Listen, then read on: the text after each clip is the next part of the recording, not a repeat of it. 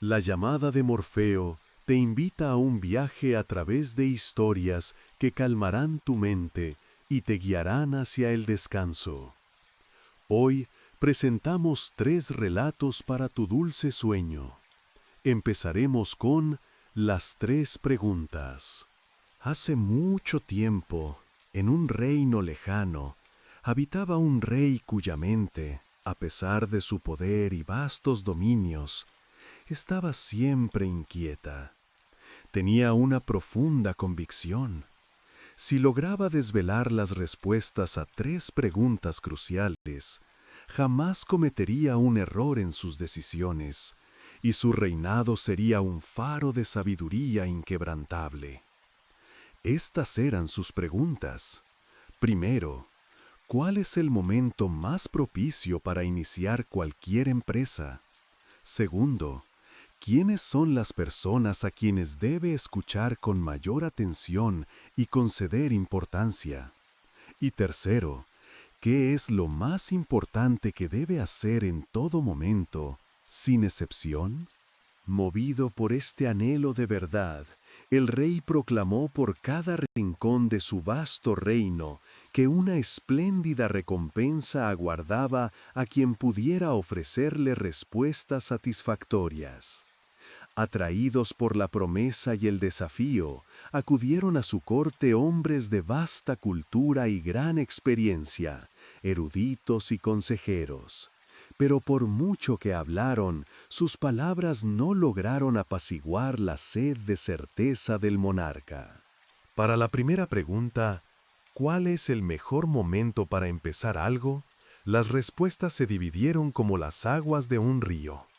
Algunos eruditos abogaron por una vida meticulosamente programada, donde cada instante estuviera asignado, una estricta disciplina temporal que garantizaría la ejecución perfecta de cada tarea. Otros, sin embargo, desestimaron tal rigidez, advirtiendo al rey que un horario fijo era una trampa, y que lo prudente era evitar las distracciones y los pasatiempos ociosos. Pero la mayoría concluyó que era una tarea imposible para un solo hombre, por muy sabio que fuera, determinar el momento exacto para todo. Sugirieron entonces la creación de un consejo de sabios, una suerte de oficina de la sabiduría, cuya única función sería ofrecerle al rey el consejo oportuno en cada encrucijada del tiempo. Las respuestas a la segunda pregunta, ¿quiénes son las personas a quienes hay que prestar importancia?, tampoco trajeron consuelo al corazón del rey. Hubo quienes insistieron en la primacía de su corte real, aconsejándole que escuchara atentamente a sus nobles y ministros en cada situación. Otros, con fervor místico, le instaron a depositar su fe absoluta en la sabiduría de sacerdotes y monjes, guardianes de lo espiritual. Un tercer grupo apostó por la pragmática habilidad de los médicos. Y finalmente, no faltó quien le recomendó confiar su destino y el de su reino únicamente a la fuerza y la astucia de sus militares y guerreros. Cada respuesta era un reflejo de su propio mundo, y ninguna coincidía con la otra. La tercera pregunta, ¿qué es lo más importante que hay que hacer en todo momento?, desencadenó una nueva avalancha de opiniones divergentes. Algunos alzaron la ciencia como el pilar fundamental de toda acción. Otros, con vehemencia, proclamaron que la guerra era la tarea suprema, la forja de naciones. Y una vez más, las voces se alzaron para defender la piedad del sacerdocio o la estrategia militar. Las respuestas, como olas en un mar tormentoso, eran tan diversas como contradictorias. Y el rey, al escuchar la cacofonía de consejos, sintió que ninguna de ellas resonaba con la verdad que buscaba. Profundamente decepcionado y sin haber encontrado la claridad que anhelaba, el rey decidió no entregar la prometida recompensa. Sin embargo, su sed de conocimiento persistía, como una brasa ardiente en su corazón. Había escuchado hablar de un anciano ermitaño, un hombre que vivía recluido en la profundidad de un bosque, famoso por su inmensa sabiduría. Se decía que el ermitaño nunca abandonaba su morada silvestre y que solo recibía a los pobres, pues su aversión por los ricos y poderosos era bien conocida.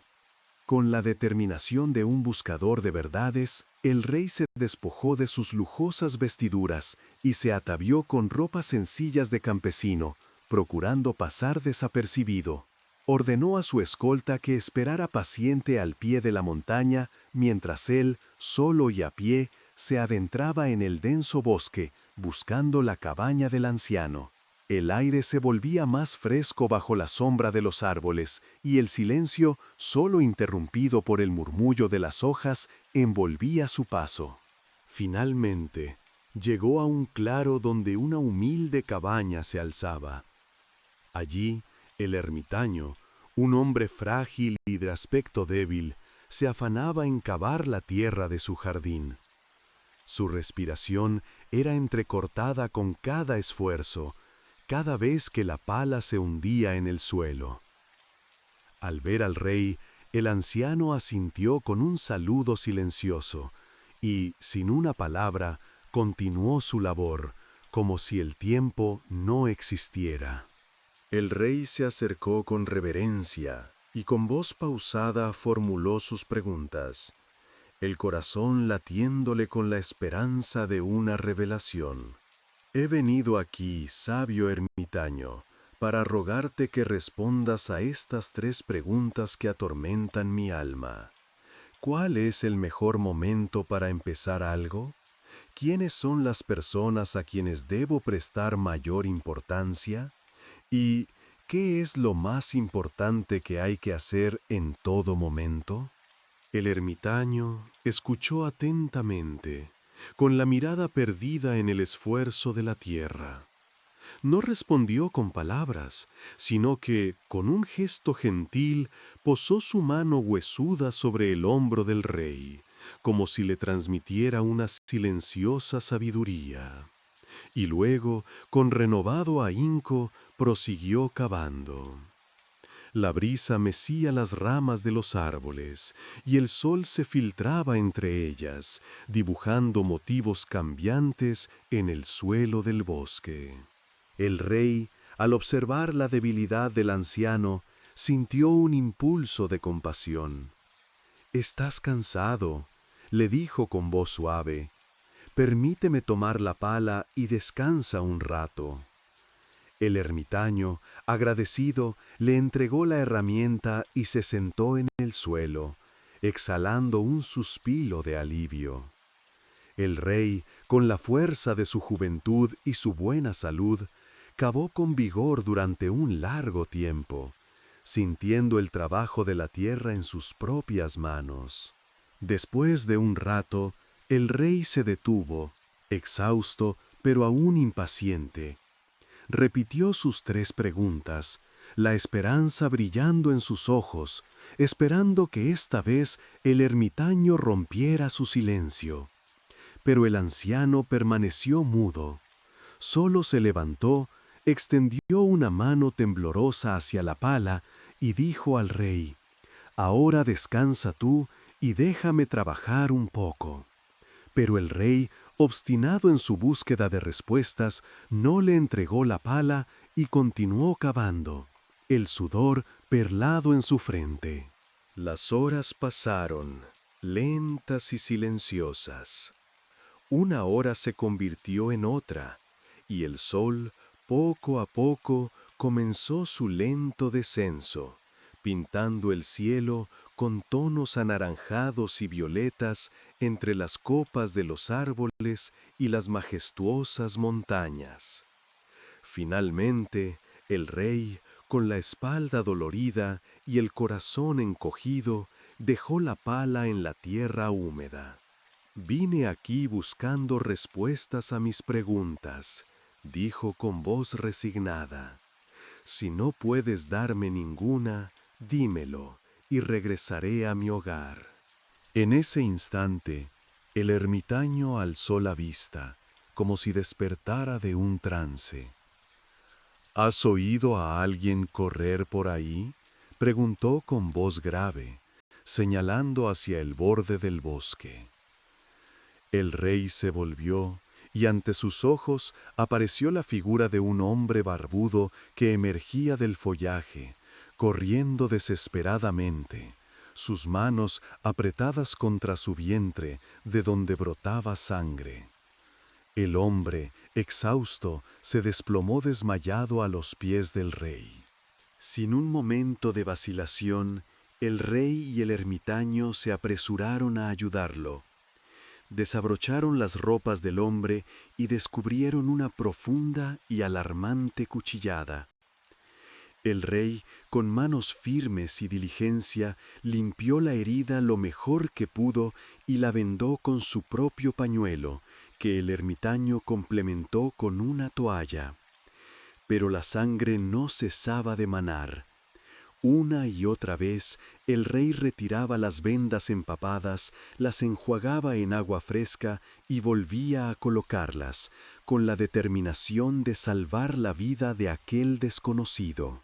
Por fin, tras un largo y angustioso esfuerzo, la hemorragia se detuvo. El herido, débil, recuperó la conciencia y pidió agua. El rey, con presteza, le trajo agua fresca que el hombre bebió con avidez. La oscuridad de la noche había caído por completo, trayendo consigo un aire suave y fresco que acariciaba los rostros. Entre los dos, el rey y el ermitaño llevaron al hombre herido al interior de la cabaña, recostándolo en la humilde cama. Allí, el hombre cerró los ojos y se sumió en un sueño profundo y reparador. El rey, tras la extenuante jornada de escalar la montaña, cavar la tierra y asistir al herido, sentía el peso del cansancio en cada fibra de su ser. Se apoyó contra la pared de la cabaña y, sin darse cuenta, también cayó en un sueño profundo y sin sueños. Cuando despertó, los primeros rayos del amanecer ya asomaban, pintando el horizonte con suaves tonalidades doradas sobre las cimas de las montañas. Una voz débil, casi un susurro, rompió el silencio de la cabaña. «Perdóname», dijo el hombre herido. El rey, aún aturdido por el despertar, respondió con genuina confusión. «No te conozco, no tengo nada que perdonarte». El hombre suspiró. «Tú no me conoces, Majestad, pero yo sí a ti. Soy tu enemigo, y vine con la intención de vengarme. Durante la guerra, ordenaste la ejecución de mi hermano y te apoderaste de mis tierras». Continuó el herido, con la voz aún frágil. «Sabía que habías venido solo a ver al ermitaño, y decidí emboscarte en tu camino de regreso para matarte. Pero el día pasó y no volviste. Entonces salí de mi escondite y para mi desgracia me topé con tus soldados, quienes me reconocieron y me hirieron. Logré escapar, pero habría muerto desangrado si tú no me hubieras auxiliado. Yo deseaba matarte y tú me has salvado la vida. Me siento avergonzado y al mismo tiempo profundamente agradecido. Si logro vivir, juro que seré tu servidor fiel por el resto de mis días. Por favor, Majestad, concédeme tu perdón». Una inmensa alegría invadió el corazón del rey al verse reconciliado con un enemigo tan implacable.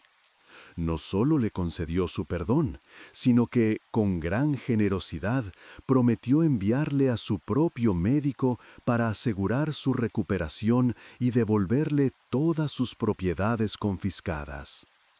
Tras ordenar a sus sirvientes que se llevaran al hombre a su casa una vez sanado, el rey salió al pórtico de la cabaña y encontró al ermitaño, sembrando con paciencia unas semillas en los surcos que el propio rey había cavado el día anterior.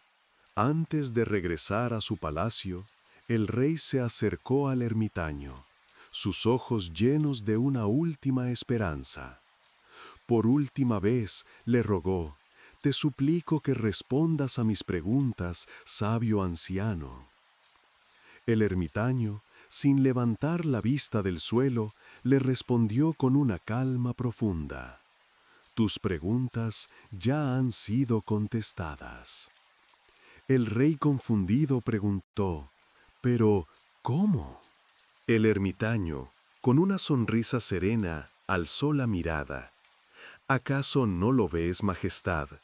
Si ayer no hubieras sentido compasión por mí y no hubieras cavado estos hoyos, habrías regresado por tu camino, y aquel hombre te habría atacado. Entonces te habrías arrepentido de no haberte quedado conmigo. Así que ahí tienes tus respuestas. El momento más importante fue cuando estabas cavando los hoyos. Yo era el hombre más importante en ese instante, y ayudarme era tu asunto más crucial». Después, continuó el ermitaño, cuando el herido corrió hacia nosotros, el momento más importante fue cuando lo atendías, pues de no haberlo auxiliado, habría muerto sin hacer las paces contigo.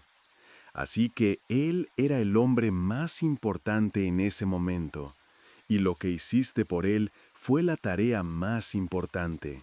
Recuerda, Majestad, solo hay un momento realmente importante, y es ahora. Es el momento más importante porque es el único sobre el que tenemos dominio.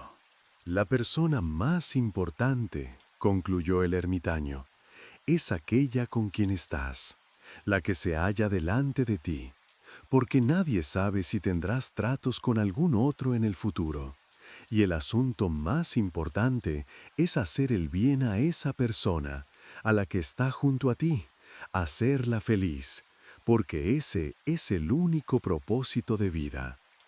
Con estas palabras, el ermitaño volvió a su siembra, dejando al rey con una sabiduría que resonaría en su corazón para siempre. Ahora, prepárate para la próxima historia que la llamada de Morfeo ha preparado para ti. Iván el imbécil. En un reino muy antiguo vivía un próspero campesino que había sido bendecido con 4 hijos: Simeón el soldado, Tarás el obeso, Iván el imbécil y una hija, Melania, que había nacido muda. Simeón, el primogénito, partió a servir en el ejército del zar, buscando gloria y fortuna. Tarás, el segundo, se aventuró en la bulliciosa ciudad para forjar su camino como comerciante. Mientras tanto, Iván, el más joven, y su hermana Melania se quedaron en la granja familiar, trabajando con ahínco y dedicación, cuidando de sus padres y de la tierra que los sostenía. Con el tiempo, Simeón, gracias a su valentía en el campo de batalla, escaló posiciones. Recibió una hacienda como recompensa por su servicio y se casó con la hija de un noble. Sus ingresos eran considerables, tanto por su salario como por las rentas de sus tierras. Sin embargo, su esposa tenía un gusto desmedido por el lujo y la extravagancia, y a menudo sus gastos superaban con creces sus cuantiosas ganancias. Un día, Simeón acudió a su hacienda para cobrar la renta, pero el administrador lo recibió con noticias desalentadoras. No había dinero. «El ganado no ha tenido crías», le explicó el administrador. «Tampoco tenemos caballos, bueyes ni arados. Es preciso comprarlo todo. Solo entonces habrá renta». Angustiado, Simeón se dirigió a casa de su padre. «Padre», dijo con un tono de exigencia, «tienes tierras, pero no me has dado lo que me corresponde. Dame el tercio de la herencia que me pertenece. Lo invertiría en mi hacienda y así todos nos beneficiaríamos». El anciano campesino, con la sabiduría que solo los años otorgan, respondió: Tú no hiciste nada por esta casa. ¿Por qué debería darte la tercera parte de todo? Eso perjudicaría a Iván y a tu hermana, quienes han trabajado sin descanso. Simeón, con un gesto de desdén, replicó: Pero él es un tonto, y ella es muda. ¿Para qué necesitarían dinero? No saben cómo usarlo. El padre, con firmeza, sentenció: Iván hará lo que diga la casa. Iván, con su acostumbrada simplicidad, sonrió y dijo: Muy bien, padre, que se lleve lo que está viviendo. Así, Simeón tomó su parte de los bienes de la hacienda, vendió lo que le pareció y regresó a servir al zar, dejando atrás el hogar de su infancia. Taras, el otro hermano, también prosperó en la ciudad. Se hizo rico y contrajo matrimonio con la hija de un mercader. Pero, a pesar de su fortuna, vivía sumido en deudas insatisfechas, siempre anhelando más. Siguiendo los pasos de Simeón, volvió a la granja familiar y exigió su parte de la herencia. El anciano, sin embargo, se negó con rotundidad. «Nunca trajiste nada a esta casa», le espetó. «Lo que tenemos es el fruto del duro trabajo de tu hermano Iván. Sería injusto para él y para tu hermana». Taras, con voz impaciente, argumentó: «Pero ellos no lo necesitan, padre. Iván es un tonto y nunca se casará. Ninguna mujer lo querrá como marido. Y mi hermana, siendo muda, tampoco necesita el dinero». Luego añadió con astucia: «Dame la mitad del trigo y no tocaré los aperos de labranza. Solo me llevaré la yegua oscura, esa que a ti no te sirve para trabajar». Iván, con su habitual sonrisa, respondió: «De acuerdo, padre, iré a regular tus cosas». Y así, Taras tomó su parte, llevándose la yegua y el grano a la ciudad, dejando a Iván con un caballo viejo para mantener a su padre y a su hermana. En las profundidades del inframundo, el mismísimo diablo se retorcía de frustración.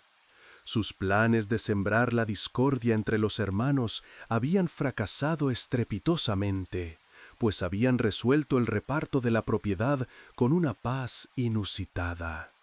«El imbécil ha estropeado mis planes», bramó. Con un gesto imperioso llamó a 3 de sus demonios más astutos. «Escuchen bien», les dijo. «Hay 3 hermanos, Simeón, Taras e Iván. Es imperativo que se peleen, ya que ahora viven en completa armonía. Vayan y no los dejen en paz hasta que se arranquen los ojos unos a otros. ¿Entendido?» «Entendido», respondieron los 3 pequeños demonios al unísono, con un brillo malicioso en sus ojos. «¿Cómo piensan lograrlo?», preguntó el diablo. «Primero los arruinaremos, para que no tengan nada que comer», explicó uno. «Y luego los reuniremos en un lugar donde puedan enfrentarse y luchar», añadió otro. «Muy bien», asintió el diablo complacido. «Veo que conocen bien su trabajo. Vayan y no vuelvan hasta que los hermanos se maten. De lo contrario, los desollaré vivos». Los 3 demonios, llenos de un fervor diabólico, se dirigieron a un pantano oscuro y lodoso para deliberar sobre la estrategia más eficaz para llevar a cabo su nefasta misión. Discutieron largamente, pues ninguno deseaba el trabajo más arduo. Incapaces de ponerse de acuerdo, decidieron encomendarse a la suerte. Así se determinó que el primero en completar su tarea acudiría en auxilio de los otros 2.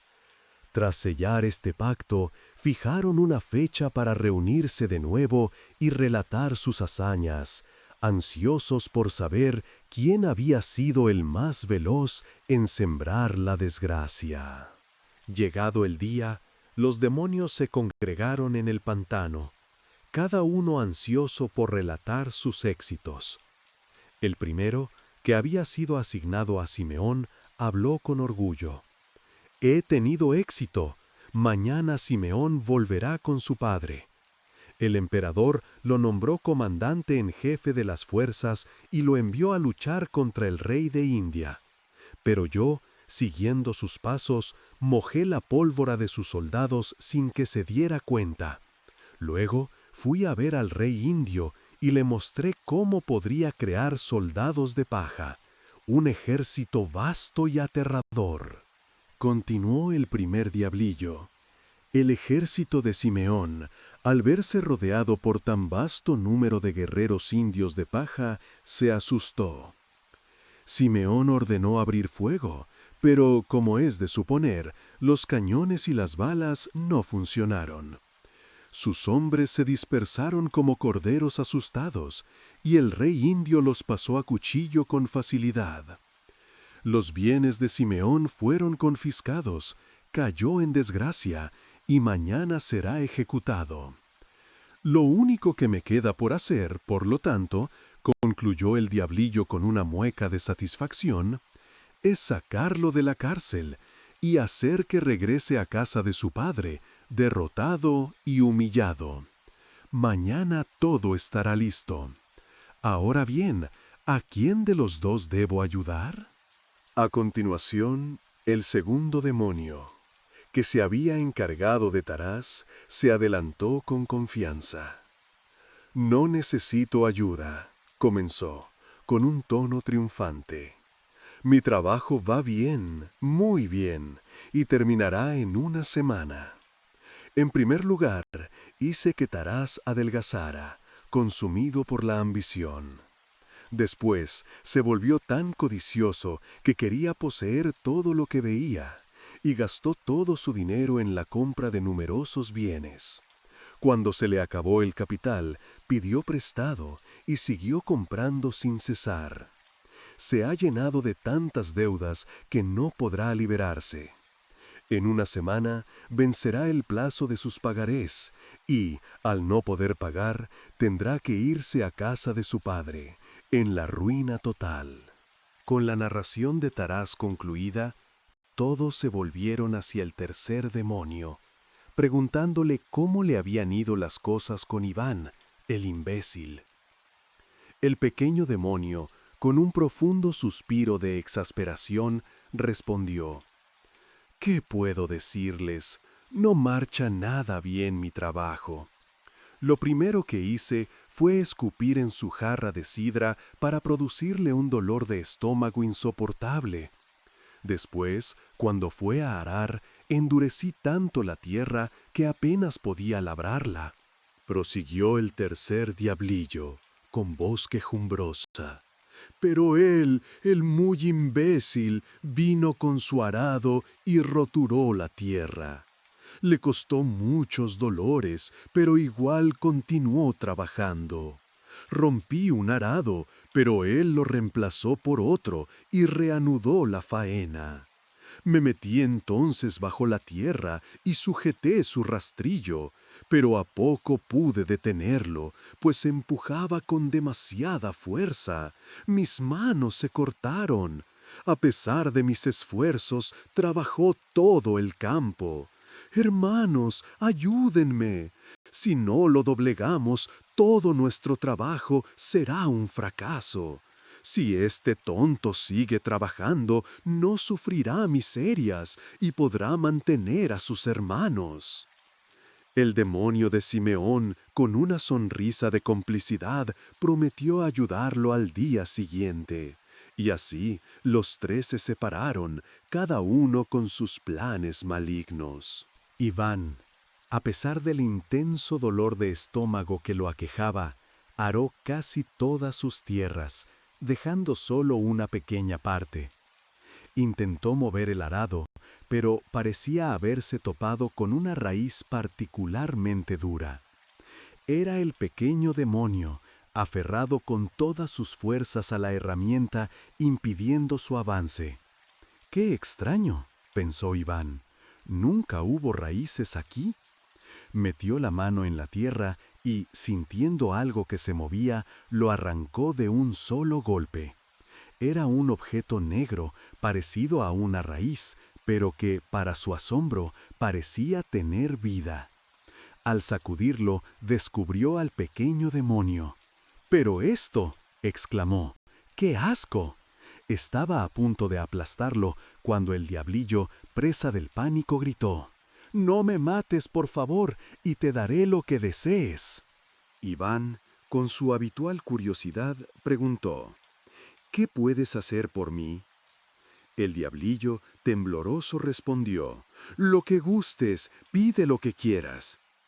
Iván se rascó la nuca y, tras pensarlo un momento, dijo: «Me duele mucho el estómago.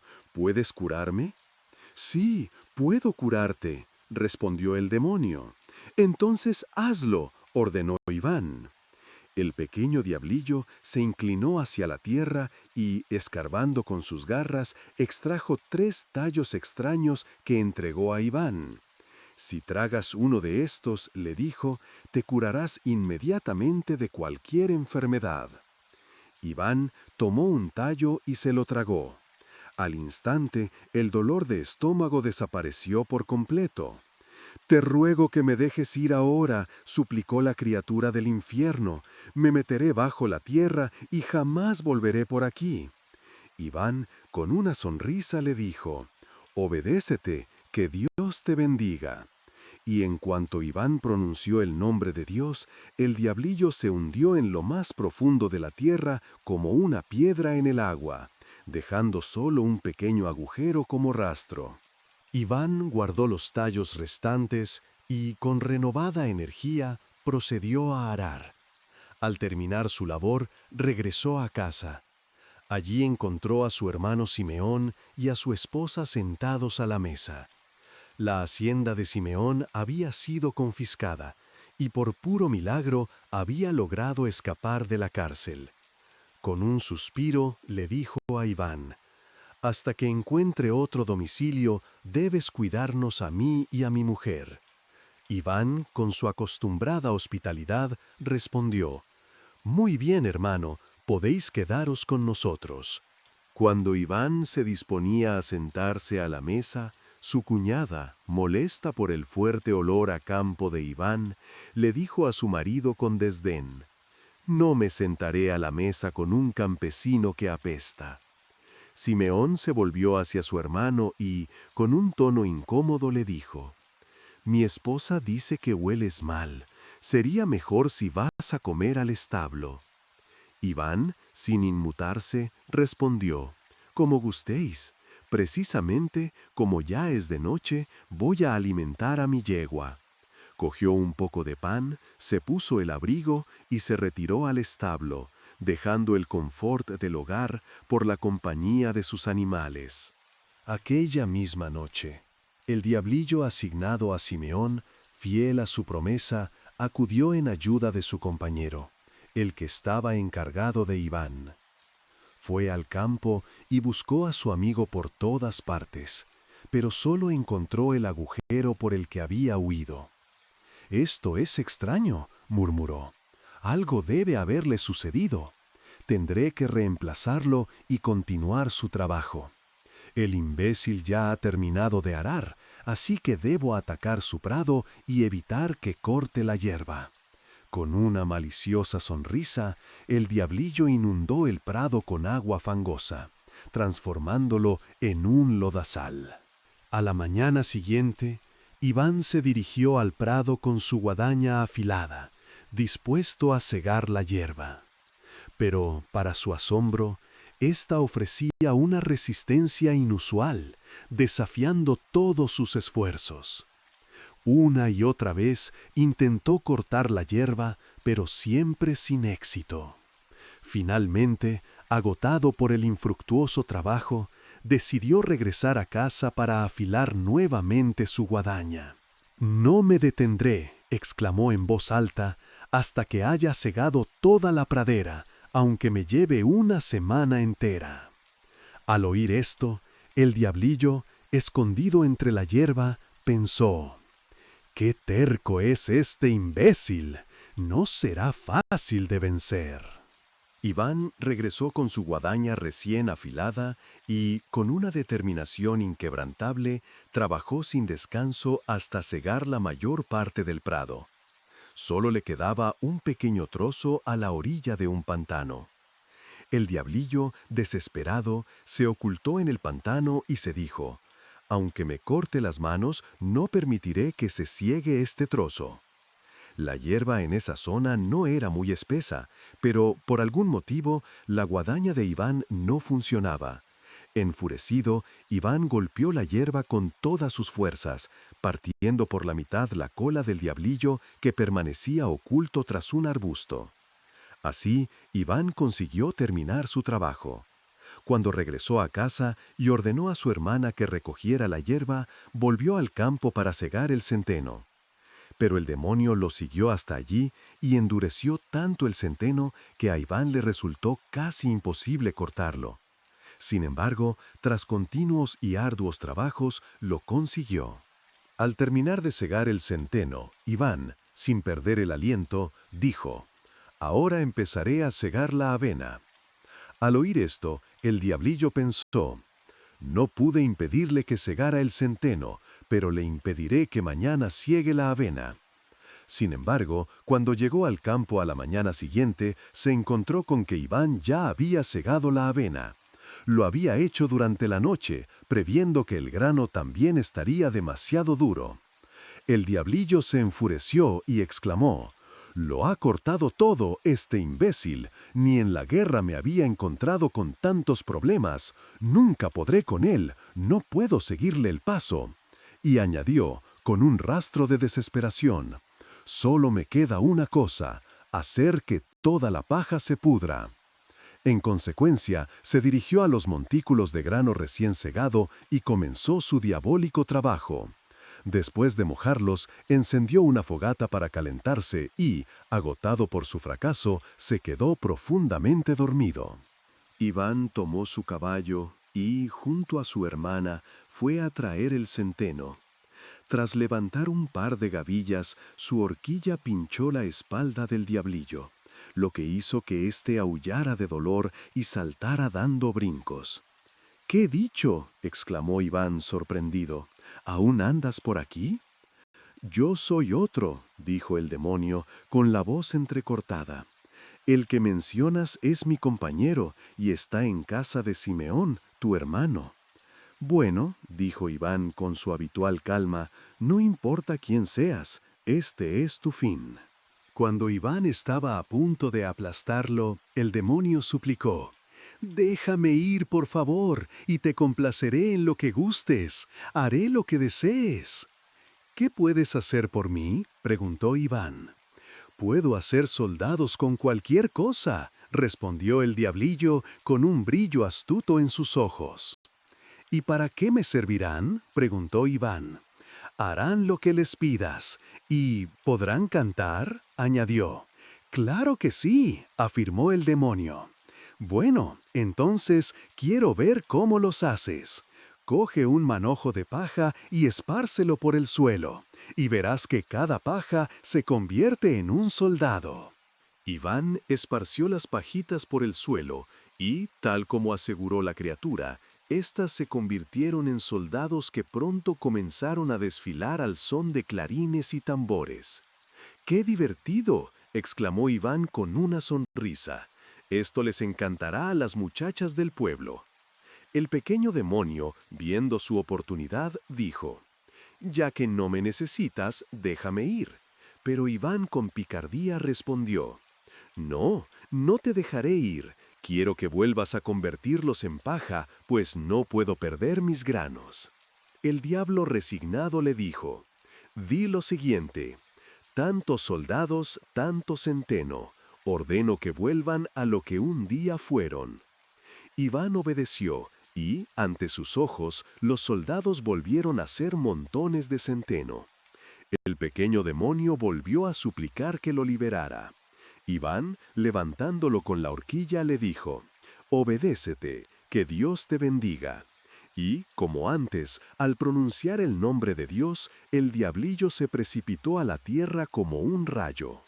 Poco después, Cuando Iván regresó a casa, encontró a Tarás y a su esposa. Su hermano no había podido pagar sus deudas y se vio obligado a huir de sus acreedores, buscando refugio en casa de su padre.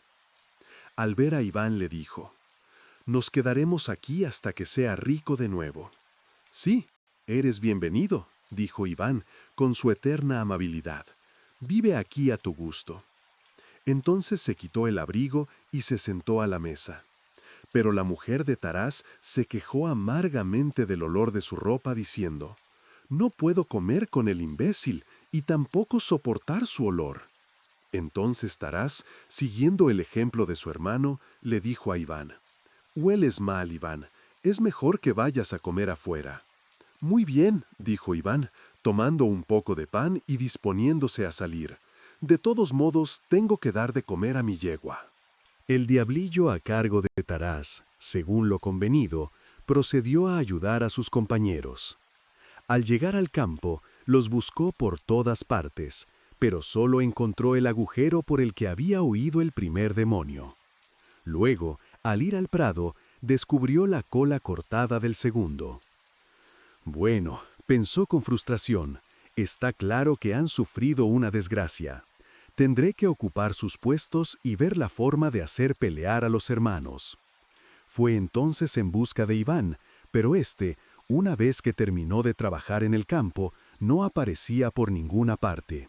Había ido al bosque a cortar árboles, pues sus hermanos, incómodos de estar amontonados bajo un mismo techo, le habían pedido que les construyera casas propias.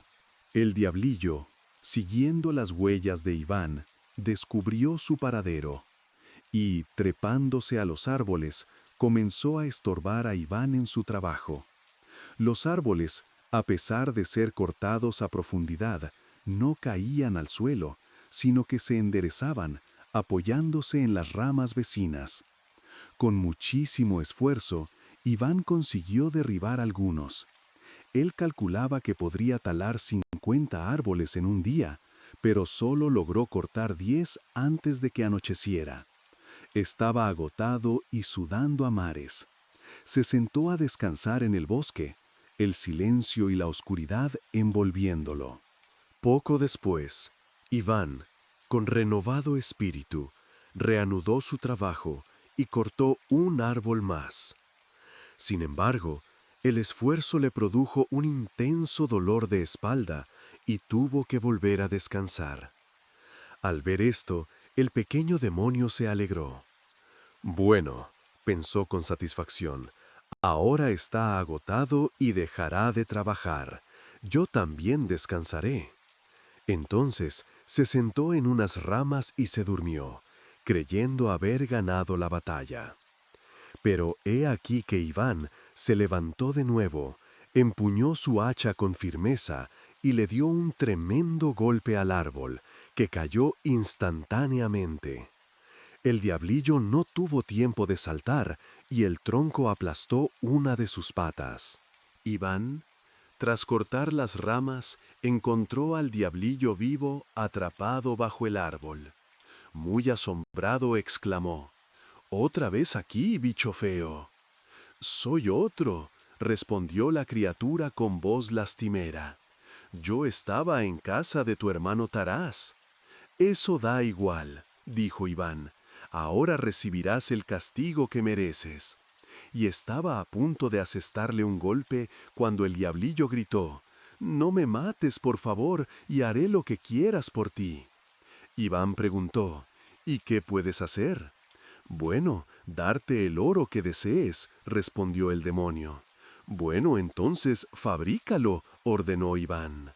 «Toma las hojas de este roble», dijo la criatura, indicando un árbol cercano. «Frótalas y el oro caerá al suelo». Iván hizo lo que le indicó, e inmediatamente el oro empezó a caer a sus pies como una lluvia dorada. Sonriendo, Iván dijo: «Un buen truco, servirá para divertir a los niños del pueblo». «¿Puedes liberarme ahora?», preguntó el otro diablillo. «Sí», respondió Iván, «ve con Dios». De igual modo que los otros, apenas hubo pronunciado la palabra Dios, la criatura se hundió en los abismos de la tierra, como la piedra en el fondo del agua, y tras su paso no quedó más que un agujero. Una vez terminadas sus casas, los hermanos se instalaron en ellas, con la ayuda de Iván. Al concluir el trabajo de ese año, Iván organizó una gran fiesta en su aldea. Invitó a sus hermanos, prometiéndoles cerveza en abundancia. Ellos, sin embargo, declinaron la invitación con un gesto de superioridad. «Ya sabemos cómo festejan los campesinos», dijeron. «Beben hasta caerse. No queremos ver nada de eso». Iván, ajeno a sus desprecios, reunió a todos los campesinos de la aldea y bebió cerveza con ellos hasta embriagarse, contagiando a todos con su alegría.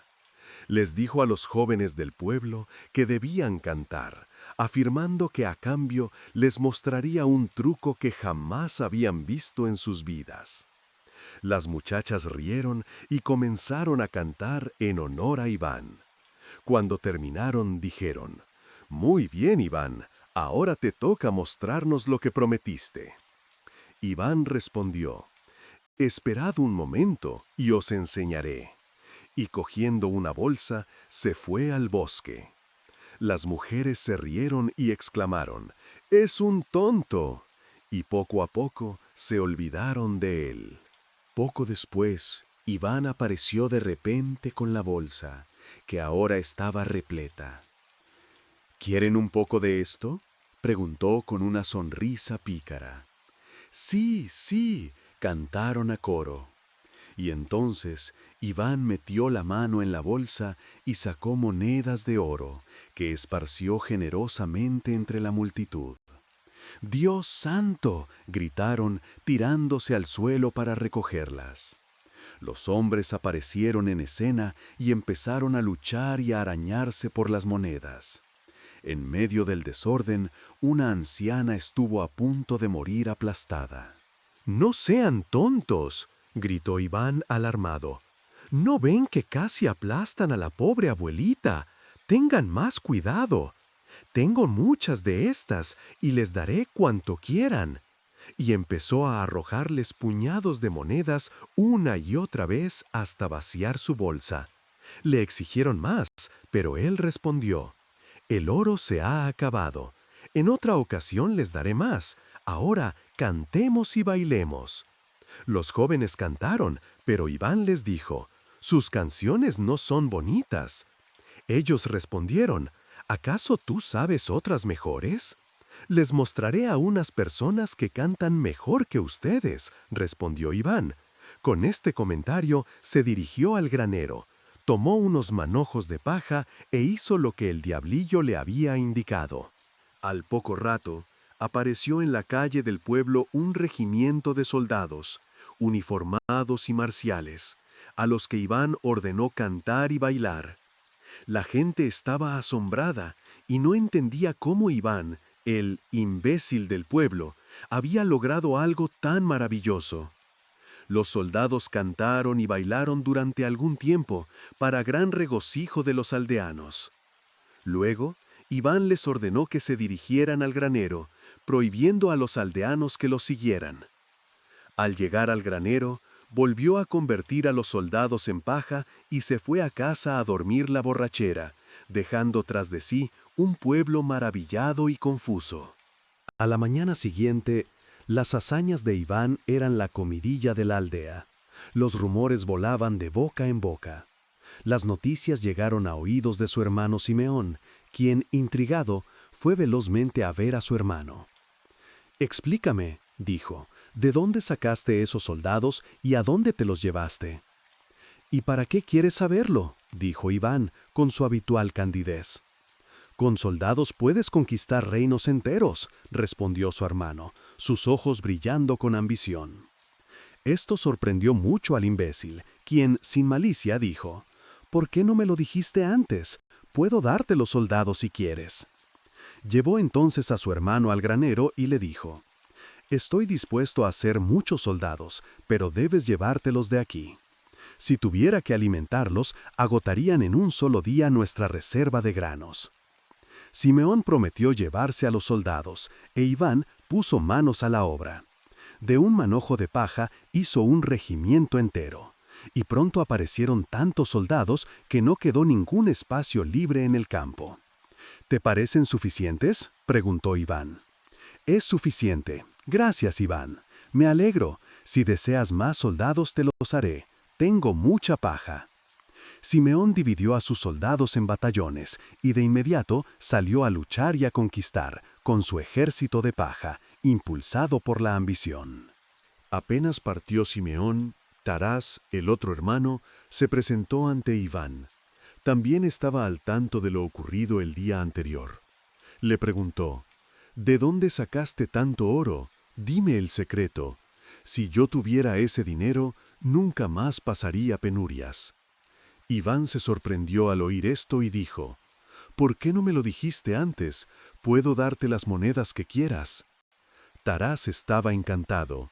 Solo necesitaré 3 bolas de oro. Bien, dijo Iván, vamos al bosque. Mejor alistemos el caballo, ya que no podremos con tanto peso. Se dirigieron al bosque e Iván procedió a frotar las hojas de un roble. Las monedas cayeron al piso igual que polvo.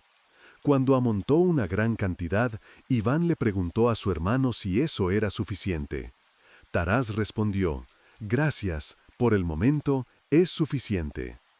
Iván dijo entonces: «Aquí las hojas sobran. Si deseas más, vuelve y produciré más». Tarás llenó de oro su carreta, cabalgó hacia la ciudad y se dedicó a aumentar su riqueza. Así, ambos hermanos siguieron su camino. Simeón se fue a la guerra y Tarás a comerciar. Los soldados de Simeón conquistaron muchos reinos, y Tarás ganó muchísimo dinero, acumulando vastas riquezas. Algún tiempo después, ambos hermanos se encontraron y se confesaron el origen de su prosperidad y sus nuevas preocupaciones. Simeón dijo: «Tengo un reino y disfruto de una vida placentera, pero no tengo dinero suficiente para mantener a mis soldados. La paja es abundante, pero necesitan alimentos y suministros». Tarás confesó que poseía enormes riquezas, pero que vivía afligido y que no tenía quien se las cuidara, temiendo constantemente por sus tesoros. «Vayamos a ver a nuestro hermano», dijo Simeón. «Yo le diré que me haga más soldados, y te los daré. Tú, a cambio, pídele más dinero, me lo darás, y así yo podré mantener a mis tropas». Volvieron a casa de Iván, y Simeón le dijo: «Necesito más soldados. Quiero que me hagas al menos 2 divisiones». Pero Iván negó con la cabeza y contestó: «No te daré ni un soldado más». «¿Cómo? ¿Y por qué?», dijo Simeón, indignado. «Tú me prometiste que podía pedirte cuantos quisiera». «Sí, lo hice», respondió Iván, «pero he cambiado de opinión».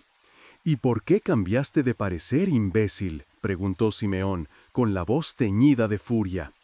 «Porque tus soldados», explicó Iván con tristeza, «mataron hace poco a un hombre.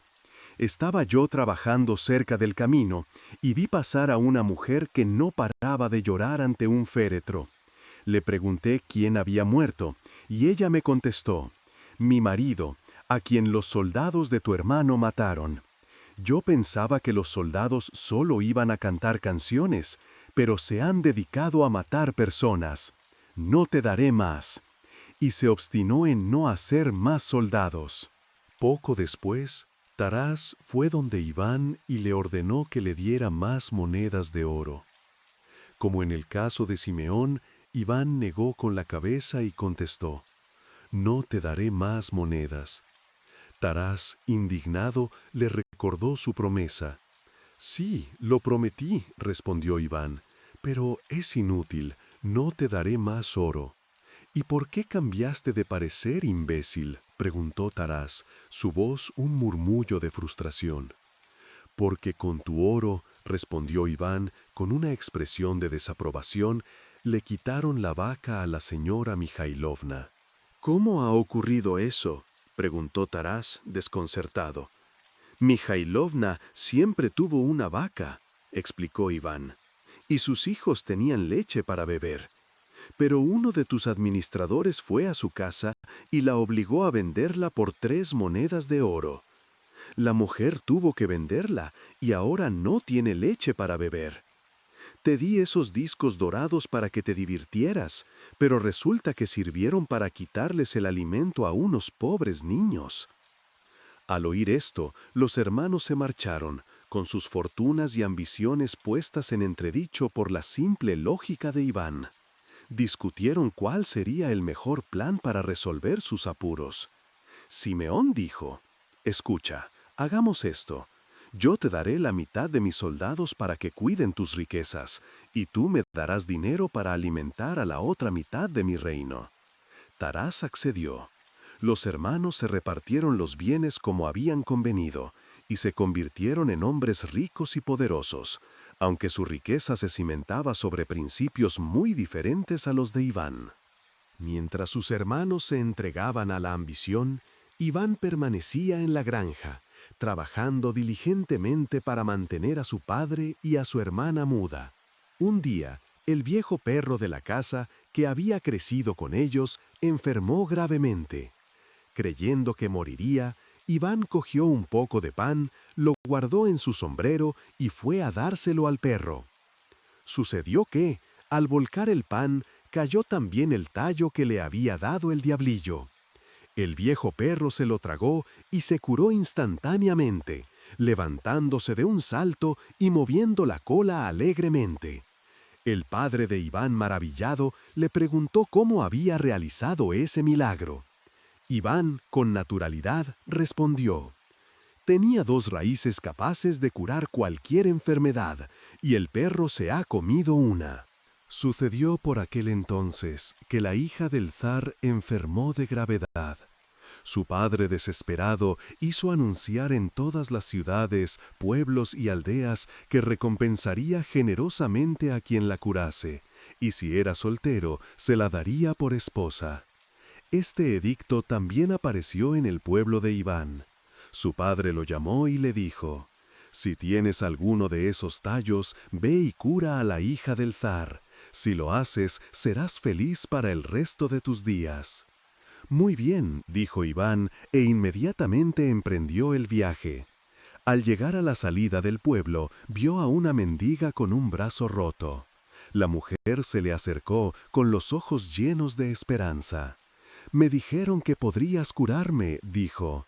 «Tengo el brazo roto y no puedo trabajar ni vestirme. ¿Puedes curarme?».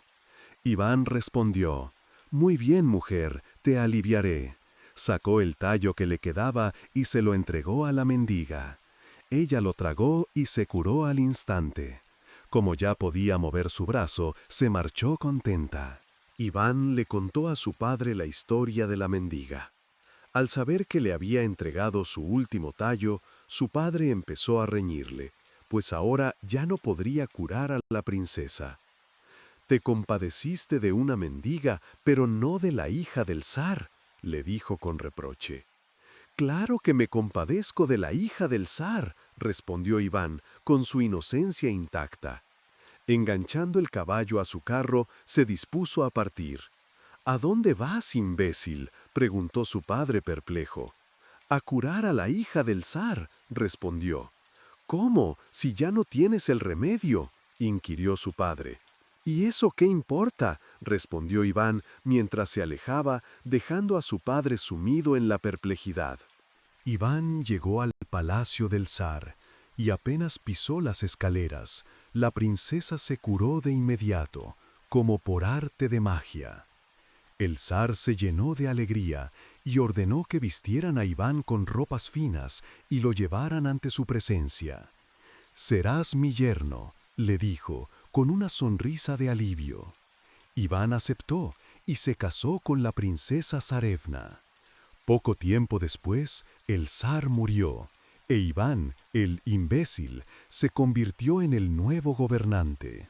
De este modo, los 3 hermanos, cada uno a su manera, se convirtieron en hombres ricos y poderosos, aunque sus caminos hacia la grandeza fueron muy diferentes. Los hermanos reinaban, cada uno en su propio estilo, y en la superficie todo parecía tranquilo. Simeón, el hermano mayor, era inmensamente feliz. Había añadido muchos soldados a sus ejércitos de paja, y su poder se había extendido tanto que era temido por todos los reinos vecinos. Tarás, el otro hermano, multiplicó su riqueza hasta extremos inimaginables. Guardaba su dinero en grandes baúles, y aunque tenía más de lo que necesitaba, seguía recaudando dinero de sus súbditos, pues la gente pagaba los impuestos que imponía o trabajaba para él, ya que todo el mundo necesitaba dinero. Iván, en cambio, no disfrutaba de su riqueza ni de su poder. Tan pronto como enterraron al zar, se despojó de las vestiduras imperiales y le dijo a su esposa que las guardara. Tras deshacerse de las insignias y joyas, se vistió de nuevo con sus sencillas ropas de campesino, camisa de cáñamo, chaleco y pantalones lapti, y volvió a trabajar la tierra como en el pasado. «Me aburro», le dijo a su esposa, «he engordado y no tengo ni sueño ni apetito». Ordenó que su padre y su hermana fueran a vivir a su antigua granja, y él mismo se puso a trabajar de inmediato en el campo real. Cuando alguien le decía que era el zar, él solo respondía, «¿Y eso qué? Los zares también necesitan sudar». Y entonces el pueblo se dio cuenta de que Iván era, en efecto, un imbécil. Su mujer, la princesa Zarefna, le dijo un día,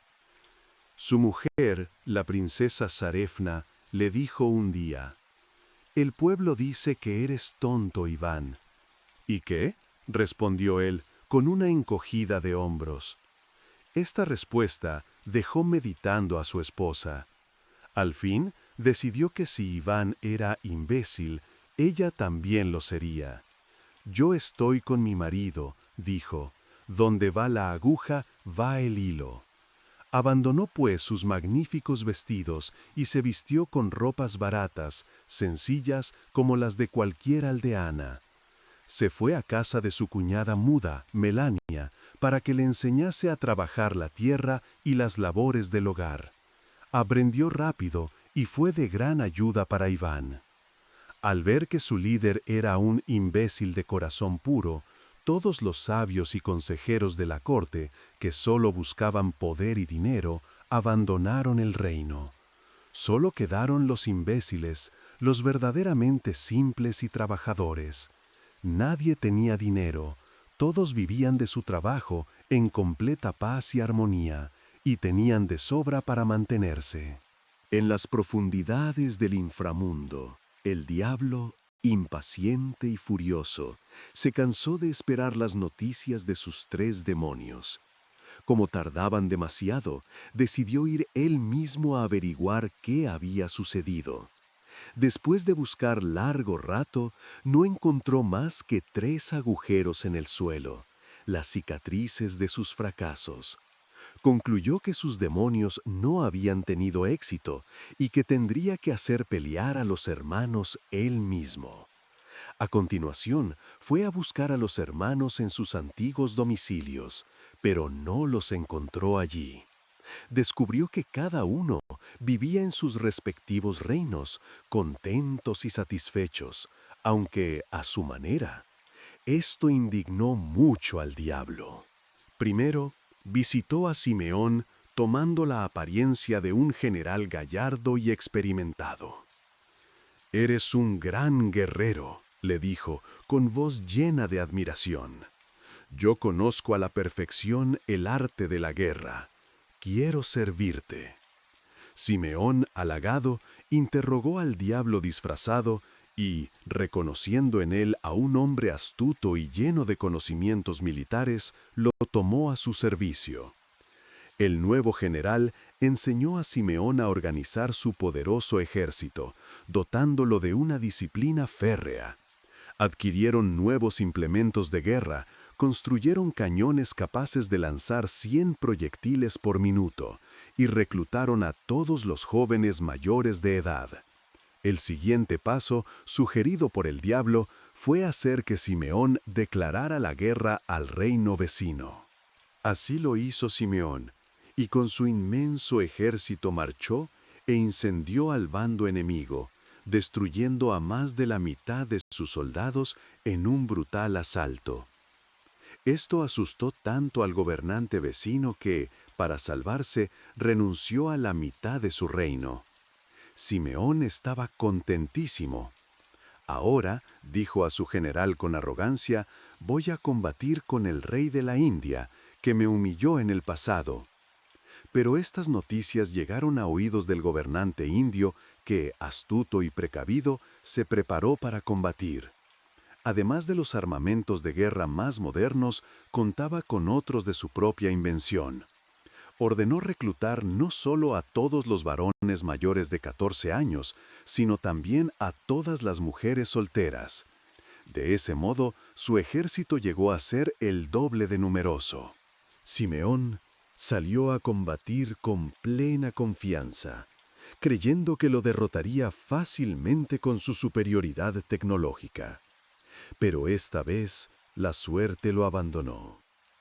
En lugar de ser el conquistador, fue el conquistado. Simeón ni siquiera pudo acercarse al ejército del gobernante indio.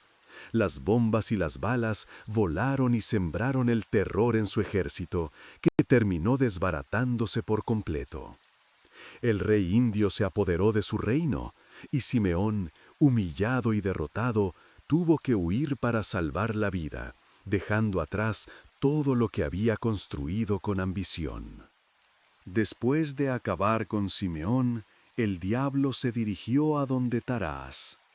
Se presentó disfrazado de un mercader astuto y de grandes recursos. Estableció fábricas y comenzó a ganar dinero, no para sí mismo, sino para el pueblo. El mercader pagaba el precio más alto por todo lo que compraba, y la gente lo buscaba para venderle sus mercancías, pues gracias a él pudieron ganar más dinero y pagar sus impuestos atrasados. De ese modo, los tributos se cumplían con regularidad y el reino prosperaba, al menos en apariencia. Tarás se alegró de esta situación y dijo: gracias a este mercader, ahora tendré más dinero que antes. La vida será mucho más agradable para mí.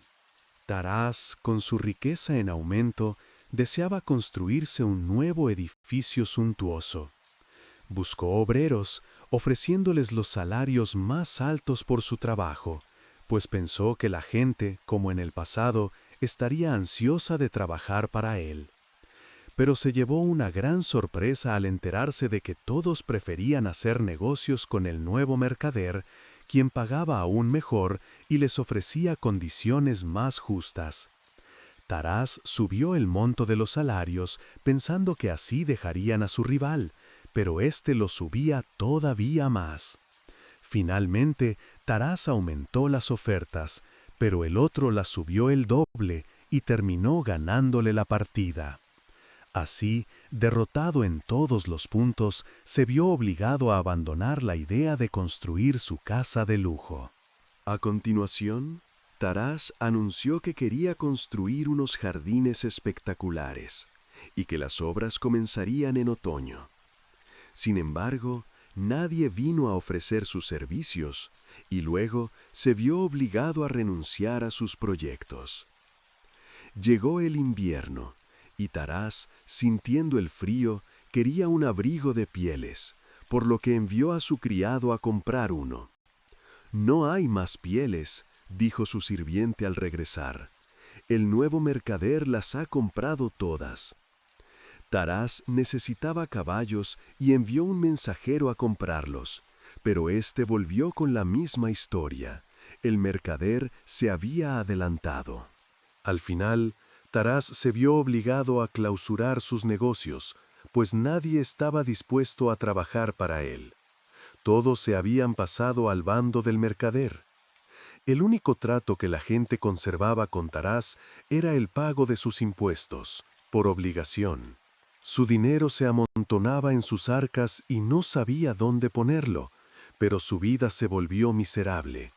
Abandonó sus lujos y solo pensaba en sobrevivir, lo que le resultaba difícil ya que, donde sea que pusiera la vista, se le presentaban nuevos obstáculos. Sus sirvientes lo abandonaron por irse con el mercader, atraídos por mejores condiciones. A pesar de sus riquezas, no tenía nada para llevarse a la boca. Y cuando fue al mercado, descubrió que su rival había comprado todas las provisiones. Aún así, la gente siguió trayéndole dinero de impuestos, un irónico tormento. Tarás, indignado hasta la médula, expulsó al mercader de su reino. El diablo, disfrazado, se marchó, pero se instaló justo en la línea fronteriza y continuó con sus negocios, con los mismos resultados de antes, atrayendo a toda la gente del reino de Tarás. El antiguo mercader pasaba días enteros sin comer, y se rumoreaba que el nuevo mercader, el diablo, quería comprar sus tierras. Al enterarse de esto, Tarás se desesperó y no supo qué hacer. Entonces llegó su hermano Simeón, maltrecho y derrotado. «Ayúdame», le dijo. «He sido derrotado, y el rey de las Indias me ha quitado todo lo que tenía». Tarás respondió, con un tono de voz quebrado por la desesperación: «¿Cómo puedo ayudarte, si yo mismo estoy arruinado? Hace días que no pruebo bocado». El diablo, después de haber acabado con la prosperidad de los dos primeros hermanos, se dirigió a casa de Iván.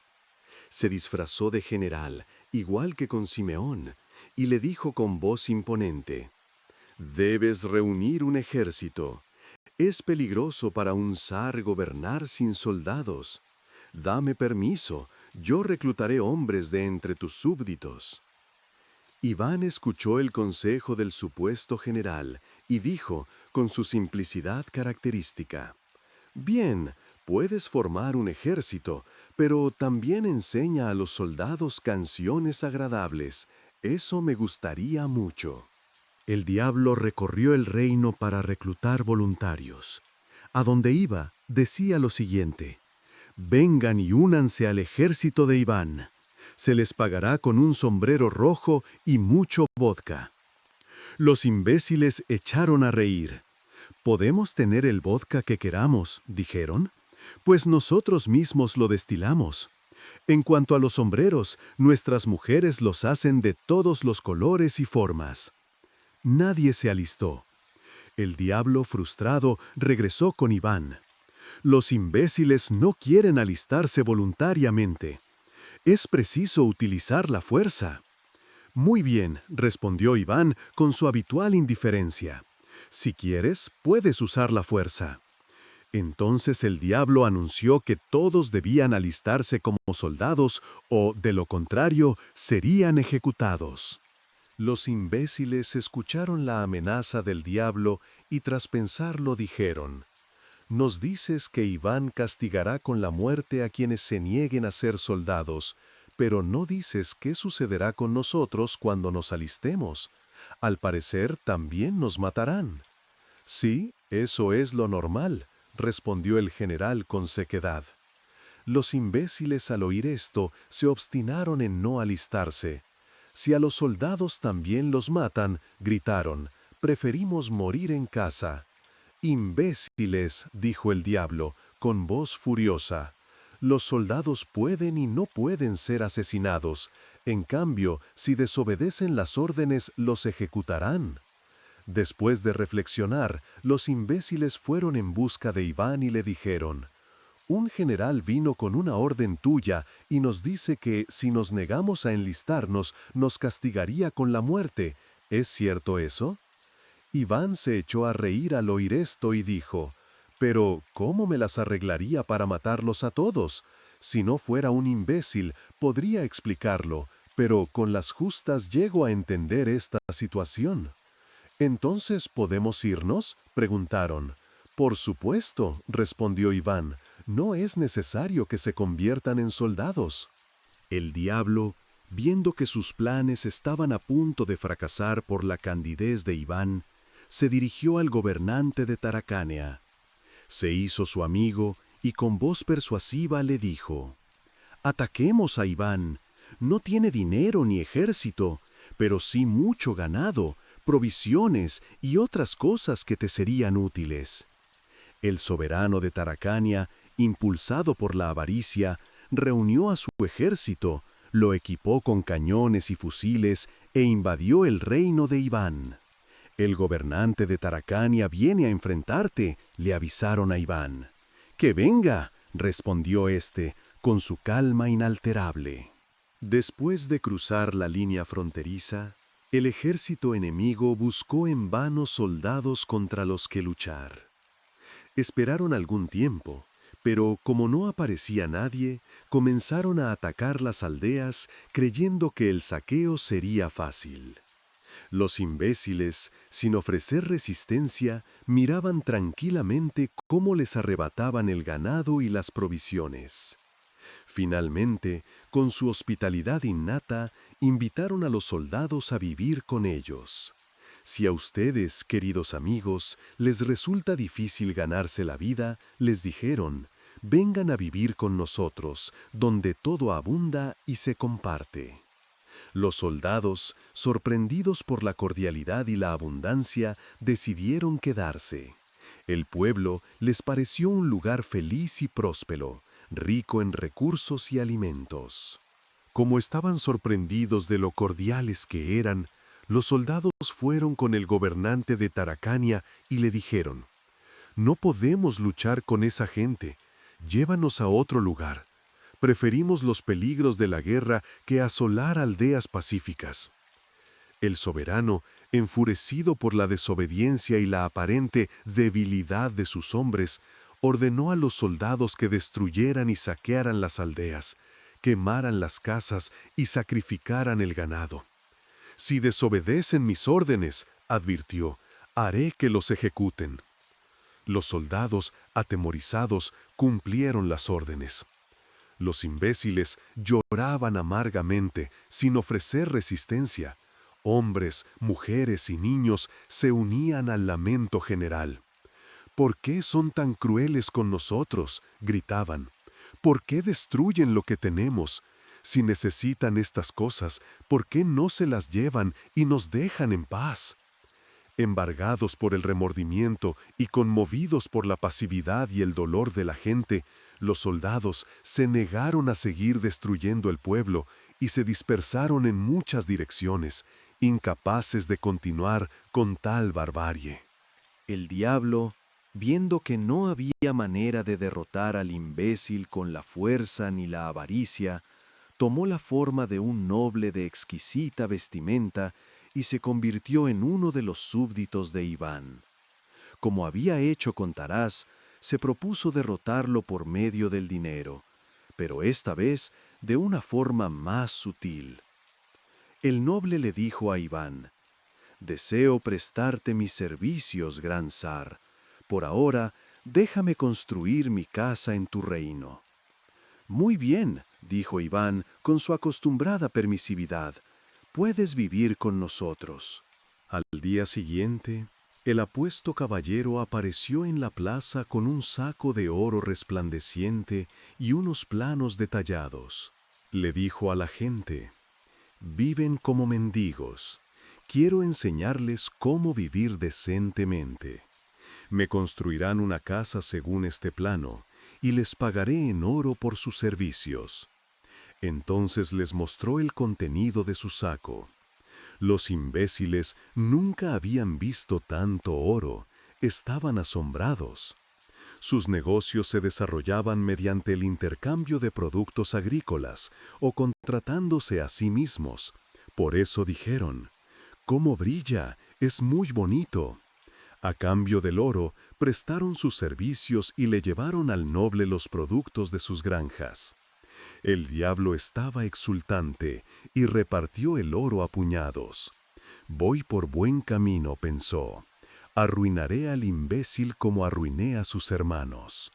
Pero cuando los imbéciles reunieron suficientes piezas de oro, se las dieron a las mujeres para que hicieran collares, las muchachas adornaron sus trenzas, y los niños se divertían jugando con las monedas como si fueran simples piedrecitas brillantes. Pronto, cuando tuvieron lo que querían y no le encontraron más utilidad, dejaron de trabajar para el noble, y la casa de éste quedó a medio construir. El diablo, ahora con el aspecto de un noble desesperado, no tenía provisiones ni ganado para el resto del año, y ordenó a la gente que le trajeran ambas cosas. Prometió pagarles generosamente en oro, pero nadie respondía a su llamada, excepto alguno que otro niño que quería intercambiar un huevo por una pieza de oro, solo por curiosidad. El noble quedó desamparado. Al no tener que comer, fue a la aldea para procurarse provisiones. Se dirigió a una casa y ofreció oro a cambio de una gallina, pero fue rechazado. «Ya tenemos bastante oro y no queremos más», le respondieron. A continuación, fue donde una pescadora para comprarle sardinas, pero ella también se negó a aceptar su oro. «No lo necesito, tengo 3 piezas y solo las guardo por curiosidad», le dijo. En todos sus intentos por conseguir algo de comida, se encontró con el mismo fracaso. La gente tenía todo el oro que necesitaba. Le respondían: «Si nos traes otra cosa a cambio o pide por amor de Dios, te daremos lo que quieras». Pero el diablo no tenía más que oro. Era demasiado perezoso para trabajar y era incapaz de aceptar algo en nombre de Dios. Estaba furioso. «¿Qué más quieren?», les decía. «Con el oro pueden comprar lo que quieran y no necesitarán trabajar más». Pero los imbéciles no lo escuchaban. Así, el diablo tuvo que acostumbrarse a ir a dormir sin cenar. Pronto llegó a oídos de Iván esta noticia. La gente fue a preguntarle: «¿Qué podemos hacer? Este señor tan elegante ha venido a nuestras casas, le gusta comer y beber bien, y se viste con las mejores ropas. No quiere trabajar ni pedir en nombre de Dios, solo nos ofrece piezas de oro. Al principio le dábamos lo que quería, pero ahora ya tenemos bastante oro y no lo necesitamos. ¿Qué hacemos con él? El pobre puede morirse de hambre». Iván escuchó atentamente y su corazón simple se compadeció. «Tenemos que ayudarlo», dijo, «que vaya de casa en casa y sea atendido».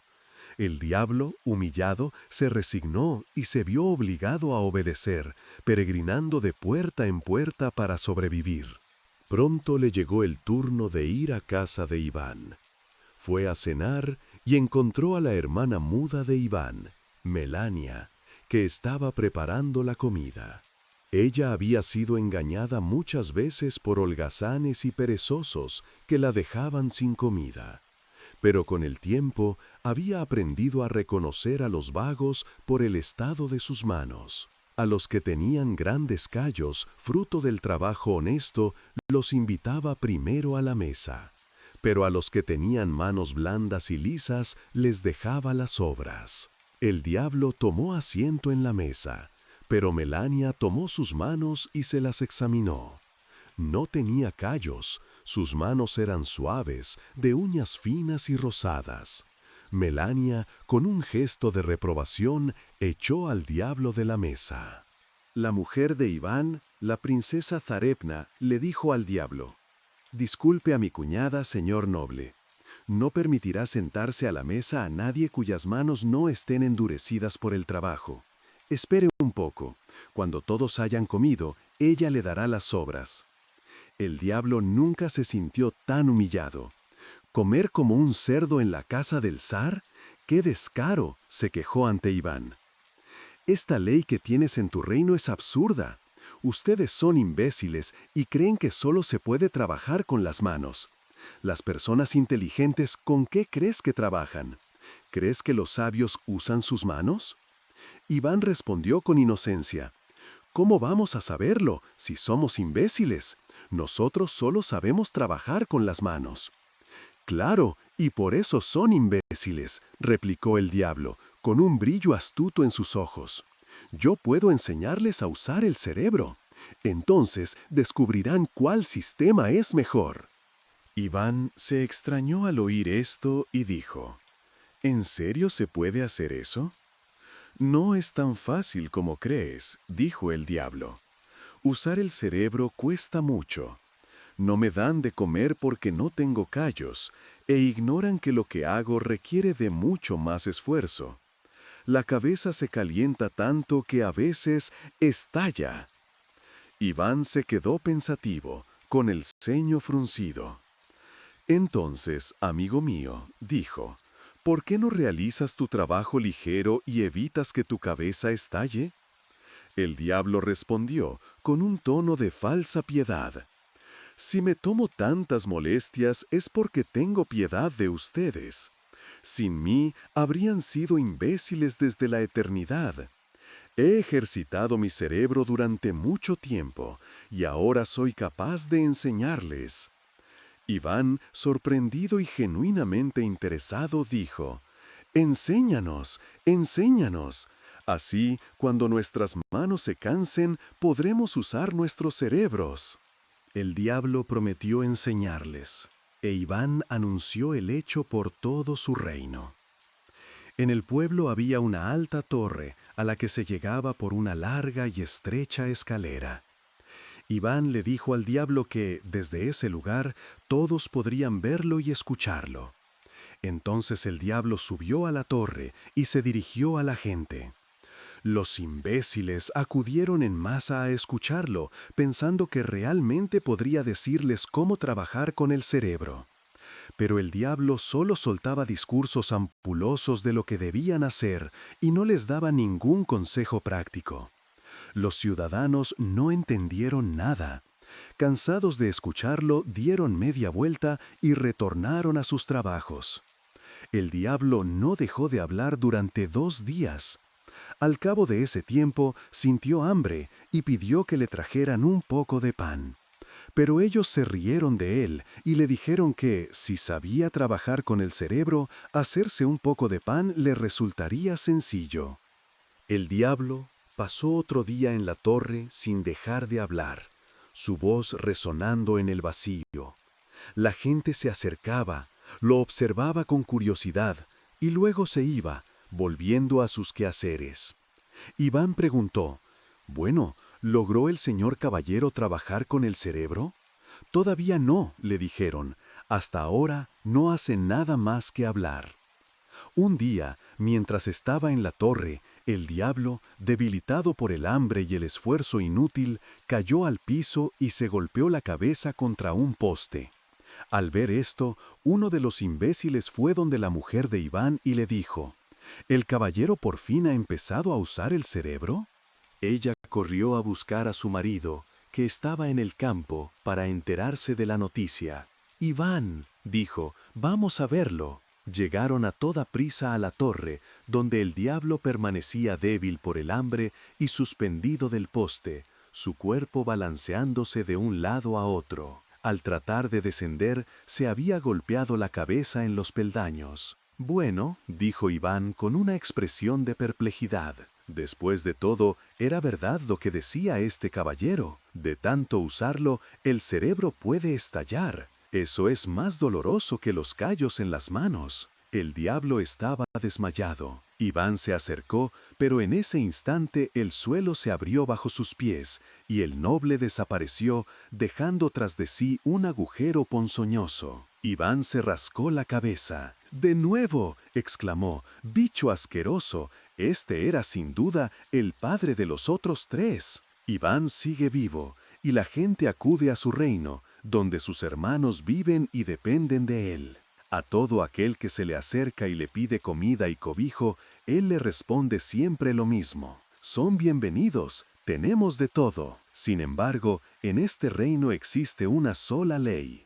Al que tiene las manos callosas, le decimos, «siéntate a la mesa con nosotros». Pero si las tiene blancas y finas, debe contentarse con las sobras. Y ahora, para finalizar nuestra velada, la llamada de Morfeo te invita a escuchar. Dios ve la verdad, pero espera. En la antigua ciudad de Vladimir vivía un hombre llamado Iván Aksionov. Poseía 2 tiendas bulliciosas y una casa propia, signo de su prosperidad. Era un tipo apuesto, de cabellos rubios y rizados, con una alegría contagiosa y una pasión por el canto. De joven había sido aficionado a la bebida y se había ganado cierta reputación cuando estaba ebrio. Sin embargo, después de casarse, dejó la botella de manera definitiva, dedicándose a su familia y a sus negocios. Un verano, Aksionov debía viajar a la concurrida feria de Nizhny Novgorod por asuntos de negocios. Al despedirse de su familia, su esposa, con una premonición que le oprimía el pecho, le dijo: «Iván, no viajes hoy. He tenido una pesadilla contigo».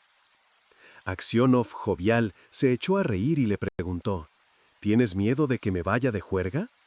«No sé a qué le tengo miedo», respondió su mujer con una voz cargada de inquietud. «Solo sé que he tenido un mal sueño. Soñé que volvías a la ciudad y que, en cuanto te quitaste el gorro, tenías el pelo blanco como la nieve». Aksionov volvió a reír, restándole importancia. «Es señal de abundancia», dijo, «y así venderé toda mi mercadería y podré traerte muchos regalos de la feria». Tras esto, se despidió de su familia con un beso y emprendió su viaje. A mitad del camino, se encontró con un comerciante al que conocía. Ambos decidieron pernoctar en la misma posada. Tomaron juntos el té, compartiendo anécdotas del camino, y se acostaron en habitaciones contiguas.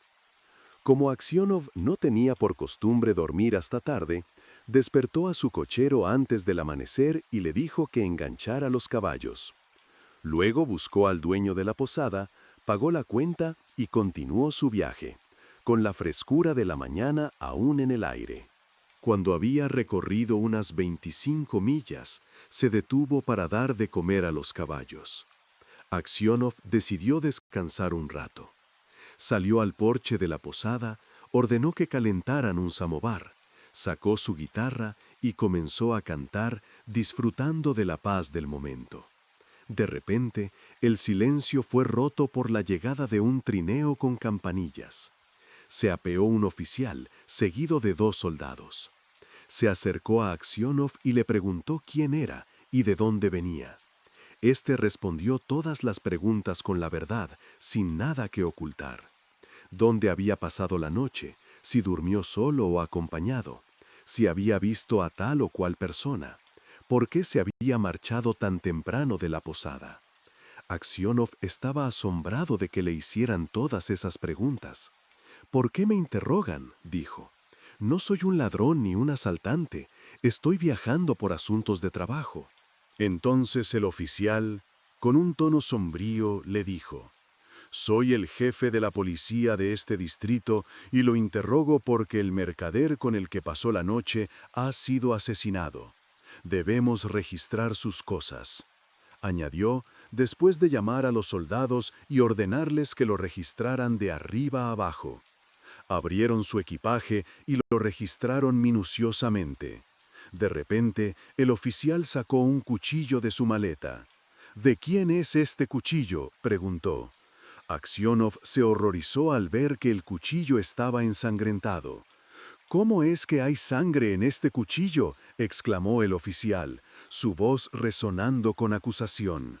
Aksionov intentó responder, pero apenas pudo pronunciar palabra, solo balbuceó: «No, no es mío». Entonces el policía, con un aire de absoluta convicción, dijo: «Esta madrugada encontraron degollado al comerciante. La pieza estaba cerrada por dentro y nadie ha entrado en ella salvo ustedes 2. Este cuchillo ensangrentado estaba entre sus cosas y además, por su cara se ve que es culpable. Dígame cómo lo ha matado y qué cantidad de dinero le robó». Aksionov juró por su vida que no había cometido ese crimen, que no había visto al comerciante después de que tomaron el té, y que los 8.000 rublos que llevaba consigo eran de su propiedad, fruto de sus negocios. Pero tenía la voz quebrada, el rostro pálido y temblaba de pies a cabeza como un culpable. El oficial, sin dudarlo, ordenó a los soldados que lo arrestaran y lo metieran en el trineo. Cuando lo arrojaron al vehículo, Aksionov se persignó y se echó a llorar, sintiendo el peso de una injusticia abrumadora. Le quitaron su dinero y sus bienes, y lo encerraron en la ciudad más cercana. Se dieron informes sobre él en la ciudad de Vladimir, y aunque los comerciantes y otros habitantes de la ciudad dijeron que, si bien de joven se había dedicado a la bebida, era un buen hombre y honesto en sus tratos, su testimonio no fue suficiente.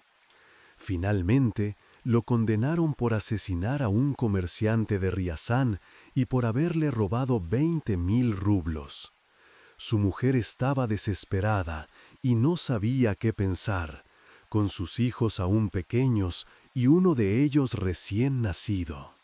Tras suplicar mucho, los funcionarios le permitieron ver a su marido en prisión. Cuando lo vio vestido de presidiario y encadenado, la pobre mujer se desmayó de dolor y tardó un rato en reponerse.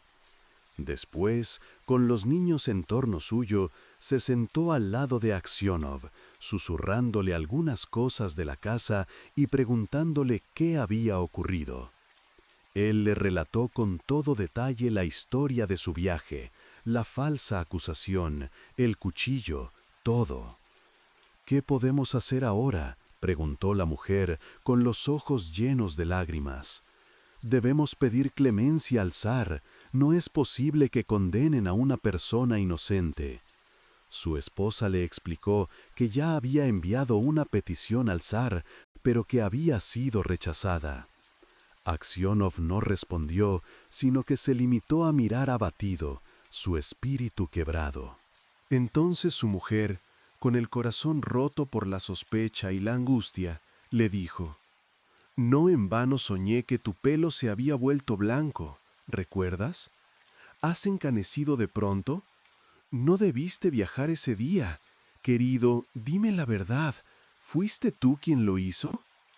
«¿Así que tú también sospechas de mí?», dijo Aksionov, y escondiendo el rostro entre las manos, se echó a llorar amargamente. Al cabo de un rato, entró un soldado y ordenó que la mujer y los niños se fueran. Fue la última vez que miró a su familia, una imagen que lo perseguiría por el resto de sus días. Posteriormente, al recordar esa dolorosa conversación con su mujer, Aksionov se dijo a sí mismo, con una resignación profunda: «Al parecer, nadie, excepto Dios, sabe la verdad. Solo Él sabe la verdad, pero espera, a Él debo apelar, y solo de Él podré esperar misericordia». Desde entonces dejó de escribir peticiones y de albergar esperanzas terrenales. Se limitó a rogar a Dios buscando consuelo en la fe. Fue condenado a ser azotado y a trabajos forzados, una sentencia brutal para un hombre inocente. Cuando cicatrizaron las heridas de la paliza, fue deportado a Siberia con otros presos, al frío y desolador exilio. Estuvo 26 largos años en Siberia. Su pelo se volvió blanco como la nieve, y le creció una barba larga y canosa. Toda su alegría de antaño desapareció. Caminaba encorvado, arrastrando los pies, y nunca se reía. Prefería, en todo caso, rezar, buscando la paz en la introspección. En cautiverio, aprendió a hacer botas, un oficio humilde. Con el dinero que ganó en su nuevo oficio, compró La vida de los santos, un libro que se convirtió en su refugio. Leía este libro cuando había luz suficiente, y los domingos, en la iglesia de la prisión, leía las lecciones y cantaba en el coro. Su voz, sorprendentemente, se había conservado bastante bien. Las autoridades de la prisión lo apreciaban por su carácter sosegado y su buen comportamiento, y sus compañeros lo llamaban abuelo o santo, respetando su dignidad. Cuando querían pedirle algo al director de la prisión, lo mandaban como representante.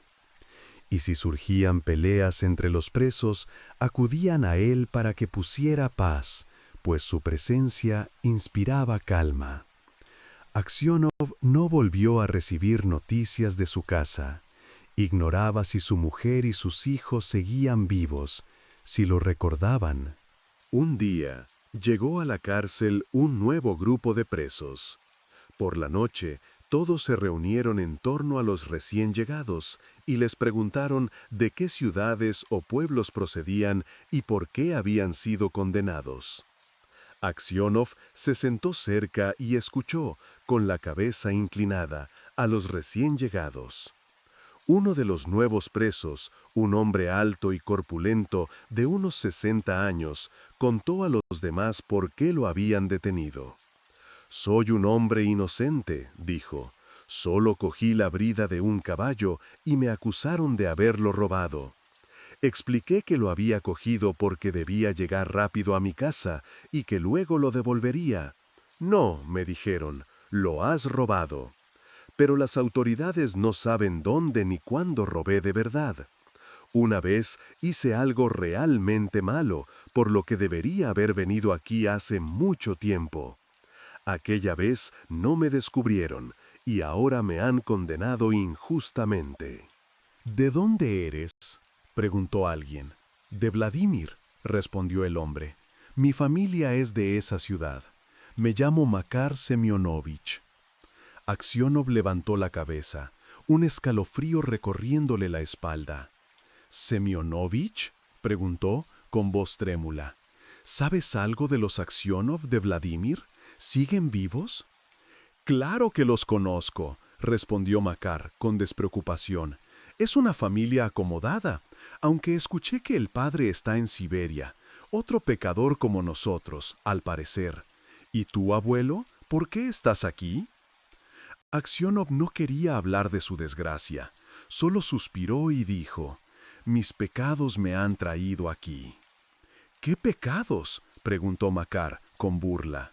«Si aquí estoy, es porque me lo merezco», dijo Aksionov, poniendo fin a la conversación, su voz cargada de un dolor que nadie podía comprender.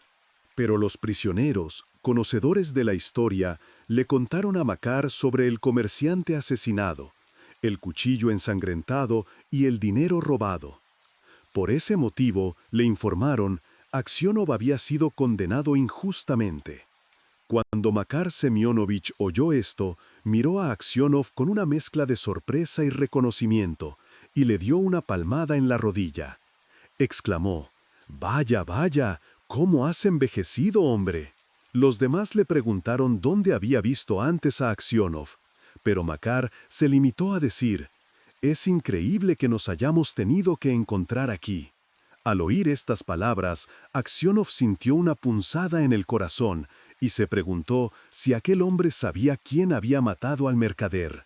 «Makar Semyonovich», dijo Aksionov, con la voz apenas un susurro. «¿Has escuchado de mi caso? ¿Me has visto en alguna parte?». «¿Cómo no saberlo?», respondió Makar con una sonrisa astuta. «El mundo es un pañuelo y todo se sabe. Pero fue hace mucho tiempo y ya no me acuerdo». «¿Sabes quién mató al mercader?», preguntó Aksionov, con una intensidad que no le era habitual. «Pues claro, fue el mismo al que le encontraron un cuchillo ensangrentado en la maleta», exclamó Makar sin poder dejar de reír. «Si no fue él, ¿quién entonces? Fuiste tú, por supuesto. ¿Cómo iban a esconder un cuchillo en tu maleta si la tenías debajo de tu cama? Te habrías dado cuenta». Cuando Aksionov oyó estas palabras, cada pieza del rompecabezas encajó con una certeza escalofriante. Aquel hombre era el asesino, el responsable de su desgracia. Se levantó de su asiento y se marchó, su alma sumida en la tormenta. Aquella noche no pudo dormir. Una gran tristeza lo invadió, acompañada de una rabia helada. En su mente se agolparon toda clase de imágenes. Estaba su mujer tal como era antes de casarse. tan bella como si estuviera presente, y eran nítidos su rostro, sus ojos y sus labios. Podía verla y oírla. Luego vio a sus hijos, pequeños en aquel entonces, cuando emprendió el viaje a la feria. Entonces se vio a sí mismo, tal como era antes, joven, alegre y lleno de vida. Recordó el día en que se sentó a tocar la guitarra y a cantar, y de repente llegaron para arrestarlo. Recordó cómo lo azotaron, y le pareció volver a ver al verdugo, a los presos y a los funcionarios. Pasaron ante sus ojos esos 26 años de prisión que lo terminaron convirtiendo en un viejo cansado, sin esperanza. Al pensar en esto, entró en un cuadro de depresión tan profunda que estuvo a punto de poner fin a su vida. Y todo por culpa de ese criminal, pensó. Su ira era tan grande que consideró vengarse de Makar aunque esto le costara la vida. Se revolvió toda la noche, pero no pudo conseguir la paz. El sueño lo eludía como un fantasma. Por esa razón, el día siguiente evitó cualquier contacto con Makar, su corazón consumido por la amargura. Así transcurrieron 2 semanas de insomnio y desesperación para Aksionov. Una noche, mientras paseaba por uno de los pabellones de la prisión, observó que un hilo de tierra descendía detrás de uno de los catres. Se detuvo para ver qué era aquello. De repente, Makar salió de debajo del catre y miró a Aksionov con expresión asustada. Este trató de alejarse, pero Makar lo sujetó de la mano con un miedo palpable en sus ojos. Le dijo que había cavado un hoyo en la pared, que escondía la tierra en sus botas y que todos los días, cuando los prisioneros eran conducidos a su trabajo, la botaba por el camino. «Si guardas el secreto, abuelo», le dijo con voz apremiante, «también te ayudaré a escapar. Si me denuncias, me azotarán hasta matarme, pero antes te mataré a ti». Al mirar a ese hombre que le había hecho tanto daño, Aksionov tembló de ira, pero también de una extraña compasión. Apartó la mano de Makar y dijo, «No deseo escapar, y tú no tendrás necesidad de matarme. Me mataste hace mucho tiempo». En cuanto a denunciarte, Aksionov se detuvo, reflexionando. ¿Puedo hacerlo? No, eso lo dispondrá Dios. La balanza de la justicia divina, y no la humana, sería su juez. El día siguiente, cuando sacaron a los presos a trabajar, los soldados se dieron cuenta de la tierra esparcida por el camino. Registraron la prisión y encontraron el túnel. El director de la prisión llegó e interrogó a los presos. Todos se negaron a hablar. Los que sabían que era Makar no quisieron delatarlo, pues temían su venganza. Finalmente, el director se dirigió a Aksionov, a quien consideraba un hombre justo. «Abuelo», le dijo, «por ser honesto y poniendo a Dios como testigo, te pregunto, ¿quién cavó el túnel?» Makar Semyonovich, con la mirada clavada en Aksionov, no dirigió una sola mirada de súplica o amenaza. A Aksionov le temblaban las manos y los labios. Durante un largo rato no pudo pronunciar palabra. «¿Por qué tengo que proteger a quien me ha arruinado la vida?», pensó. «Deseo que pague por todo lo que me ha hecho sufrir, pero si lo delato, lo matarán a latigazos. Sería algo injusto. Además, ¿eso acaso aliviaría mi situación?». «Bien, abuelo, dime la verdad. ¿Quién cavó el túnel?», preguntó nuevamente el director, con creciente impaciencia. Aksionov miró a Makar, sus ojos encontrándose por un instante, y dijo, «No puedo decirle, señoría. Dios no quiere que lo diga. Haga conmigo lo que guste». Por mucho que el director insistió, Aksionov no dijo nada más. No tuvieron más alternativa que abandonar el caso y dejar sin castigo al autor del túnel. Aquella noche, cuando Aksionov estaba tumbado en su cama, empezando a dormirse, alguien se acercó sigilosamente y se sentó a los pies de su cama. Miró y reconoció a Makar. «¿Por qué has venido?», Preguntó Aksionov, su voz apenas un susurro. ¿Qué más quieres de mí? Makar Semyonovich guardaba silencio, su presencia pesada en la oscuridad. ¿Qué quieres? Volvió a preguntar Aksionov, con un atisbo de amenaza. Te llamaré al guardia. Makar se inclinó ligeramente y susurró, con la voz ahogada por la emoción. Iván Aksionov, perdóname.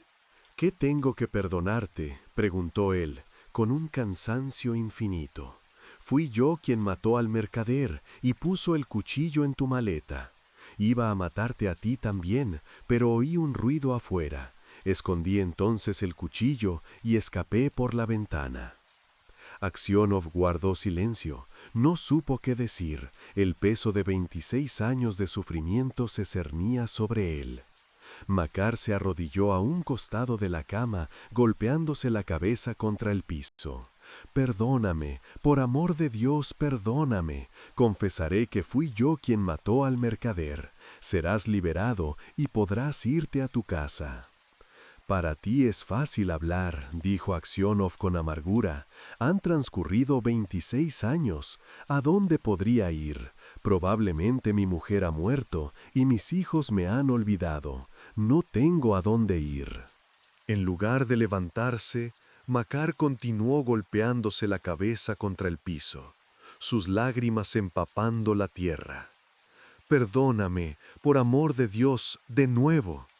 Es más fácil soportar los azotes que mirar tu sufrimiento. Sin embargo, tú tuviste piedad de mí y no me delataste. Perdóname en nombre de Cristo.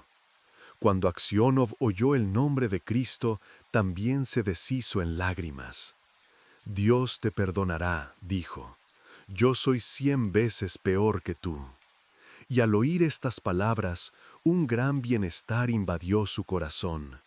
Dejó de sentir nostalgia por su hogar.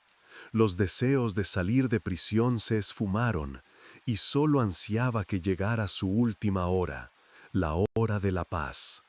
A pesar de ser perdonado, Makar Semyonovich confesó su crimen a las autoridades. Pero cuando llegó la orden de liberación para Iván Aksionov, su alma ya había encontrado la paz en la verdad y había muerto. Dale al like y suscríbete si te ha ayudado este contenido. La llamada de Morfeo te espera para contarte más historias para dormir.